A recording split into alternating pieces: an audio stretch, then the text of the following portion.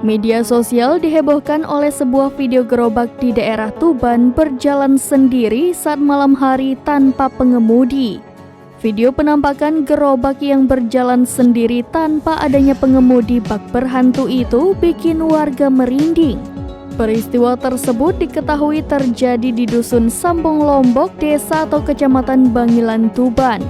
Dalam video, tampak gerobak dengan ban besar tersebut sedang melaju di jalanan. Gerobak tersebut melaju di tengah kondisi jalan yang sepi dan minim pencahayaan lantaran sudah begitu malam. Sementara itu, bagian belakang gerobak terlihat kosong tanpa membawa sedikit pun barang.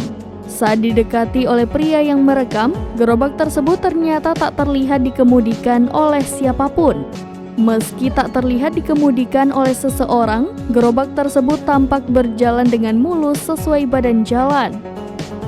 Gerobak tersebut pun tak terlihat sedikit pun kehilangan kendali. Peristiwa aneh ini memang diakui warga Kecamatan Bangilan. Mereka kerap melihat itu berlangsung dan sudah sejak lama.